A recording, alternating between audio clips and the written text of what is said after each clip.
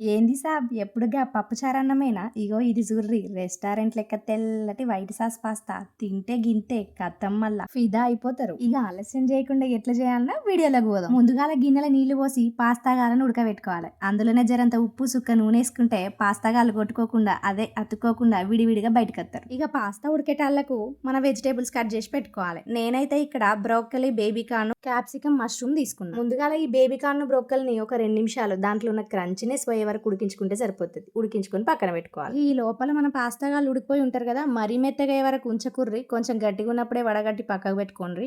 ఇది ఇట్లనే తీసుకుపోయి దానిపైనుండి ఇట్లా సన్నీళ్ళు మొత్తం చల్లాలి. ఇక మనం నూడిల్స్ చేసుకుంటే చల్లుకుంటాం చూడు, గట్లనే చల్లుకొని పెట్టుకోవాలి. ఇప్పుడు ఒక గిన్నె తీసుకొని 2 స్పూన్ల బటర్ వేసుకొని మనం తీసుకున్న వెజిటేబుల్స్ అన్ని వేయించుకోవాలి. మంచిగా మంటని మీడియం ఫ్లేమ్ లో పెట్టుకొని ఈ ఉల్టా పల్టా కొట్టుకుంటా మరీ మెత్తగా ఉడకాల్సిన అక్కర్లేదు, జరంత కరకరలాడితే సరిపోతుంది. వీడియో చూసేటోళ్ళు అట్నే పోకుండా జర సబ్స్క్రైబ్ చేసుకోరా అండ్రి.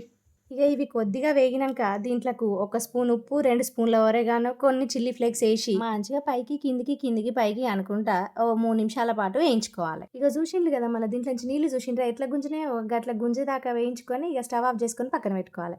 ఇక ఇప్పుడు ఉంటుంది అస్సలు ముచ్చట. ఈ గిన్నెలోకి 2 స్పూన్ల బటర్, 2 స్పూన్ల మైదా పిండి వేసి గిట్లా మంచిగా కలుపుకుంటా ఇక గిన్నెలోనే ఒక 3/4 లీటర్ వరకు పాలు పడతాయి.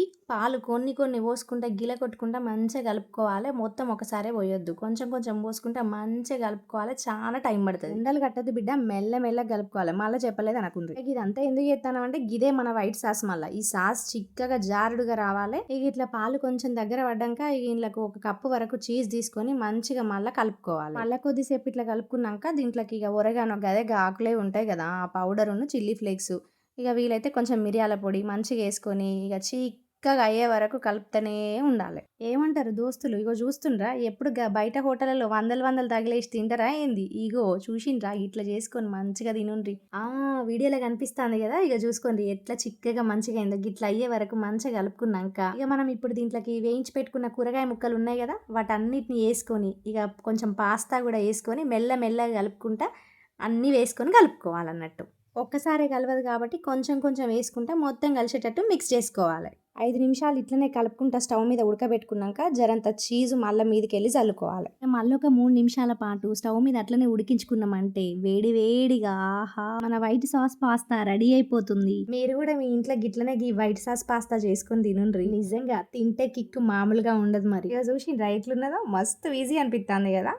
ఇక ప్లేట్లో పెట్టుకుని జుర్రుకుంటా లాగించేయడమే. అబ్బా నాకైతే చూస్తుంటేనే సగం ఆకలి అవుతుంది. ఇగో ఇట్లనే మస్తు మస్తు వంటలు నేర్చుకోవాలంటే ఇంకెందుకు ఆలస్యం, ఇంకా సబ్స్క్రైబ్ బటన్ కొద్ది గంట కొట్టుకోండి.